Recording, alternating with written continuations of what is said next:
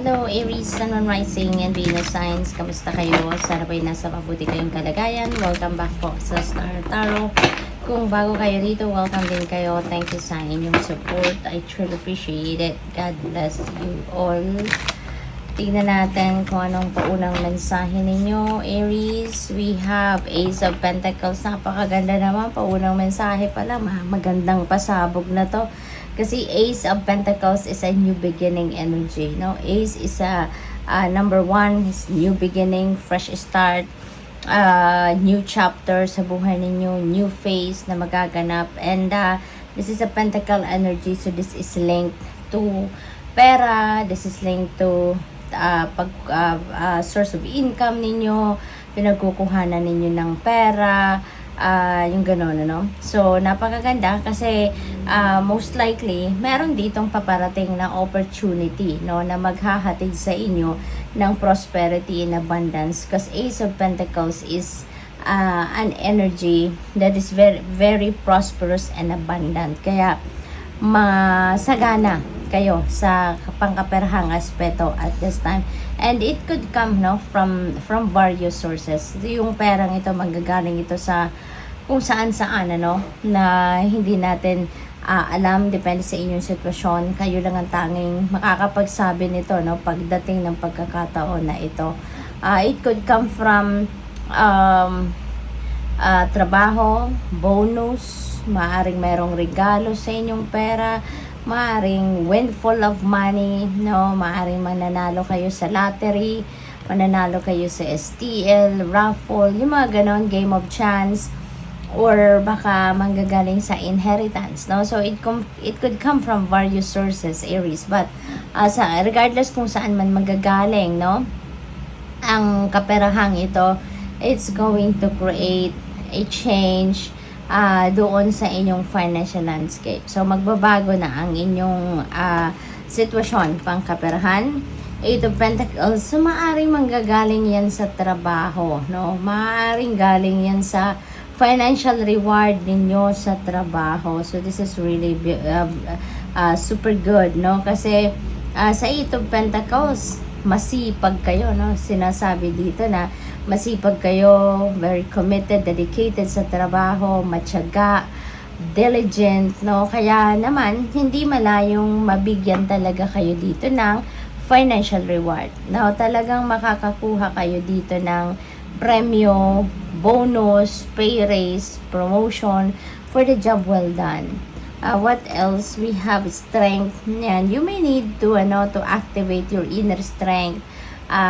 Aries, no? Maaring meron kayong sitwasyon sa ngayon na siguro kakailanganin ninyo dito na magpakatatag, tibayan ninyo ang loob, dapat tigasin kayo dito para maharap ninyo squarely kung ano man yung challenging situation siguro sa ngayon. Kasi sa success, no? Sa success na ito, sa trabaho, sa pera, finances, hindi malayo na merong mga tao dito na mangiintriga sa inyo, maiinggit sa inyo. Kaya yung mga ganong negativity, no, ay maaaring nakapaligid sa'yo out of envy, no, sa inyo, out of selos sa inyo ng mga taong ito. Kaya magpakatatag lang kayo, tibayan nyo lang ang inyong loob, focus on yourself, focus on what you do, diba? As long as wala tayong inaapakang tao, wala tayong naaagrabyado, you really have nothing to worry about, or you have nothing to fear. Okay? We have Lovers energy.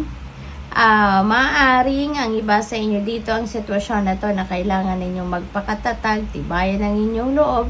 That could be related to relationships. Maaaring merong mga desisyon kayo na kailangan gawin dito na link sa inyong mga relasyon. For others of you, baka merong magle-level up na ng inyong relationship dito, magpapakasal na, magsasettle down na, magsisimula na ng pamilya, or kung single pa kayo, baka papasok pa lang kayo ngayon sa isang bagong love connection. King of Wands. Ayan. So, si King of Wands,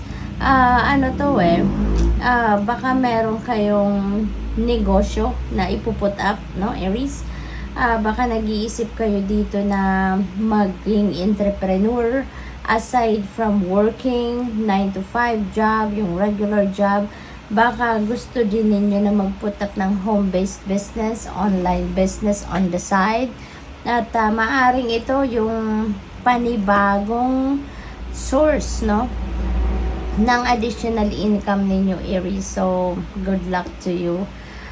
What else? We have Queen of Swords, decluttering, no? Kailangan ninyo dito na maglinis ng sarili ninyo, maglinis ng buhay ninyo in general, kasi maaaring meron ditong mga madidiscover kayo na mga siguro kaibigan ninyo or kapamilya, you know, na dati akala ninyo loyal ito sa inyo, sincere ito sa inyo, honest sa inyo sa pagkikipagkaibigan sa iyo, pero at some point, maaaring madiscover ninyo na hindi pala siya ganon ka-sincere sa iyo, hindi siya ganon katotoo sa iyo, hindi siya mapagkakatiwalaan, no? Kaya maaari ngayon, yan ang gagawin ninyo, no? Magdi-declutter kayo ng tao, sitwasyon or mga bagay, no, sa buhay ninyo na hindi na nagsuserve ng inyong highest good. We have the Sun, Aries, napakaswerte ninyo, mababalot kayo dito ng liwanag, at ang liwanag na to is going to cut through the darkness sa buhay ninyo, which is really good. This is a very good indication na magtatagumpay kayo. Kasi the Sun energy signifies material, financial success, success sa paglaban sa hamon ng buhay, tagumpay sa kung ano man ang mga pinag-e-effortan ninyo sa ngayon, Aries. At saka kung meron man mga problema, this is the period wherein makikita mo na ang solusyon. This is the period in your life na magliliwanag na ang inyong isipan, magliliwanag ang inyong mga mata, at makikita nyo na dito yung right path, no? Kung saan dapat kayo ay pumunta or saan dapat kayo mag-head ng inyong direksyon para makarating kayo sa tagumpay, no? The Sun is also about happiness, joy, and success, no? What else? We have Four of Wands, ayan. So, you have so many reasons to celebrate dito. Yung tagumpay ninyo na to, new beginning sa pera, relationship, baka meron ditong kasalan din, engagement, yung mga ganon. Kaya, meron ditong kasiyahan, merong isi-celebrate, meron ditong pagtitipon-tipon, no? Ng mga kapamilya or kaibigan. So, good luck, Aries. That's all I have for you for today. Thank you for watching. Love and light. Namaste.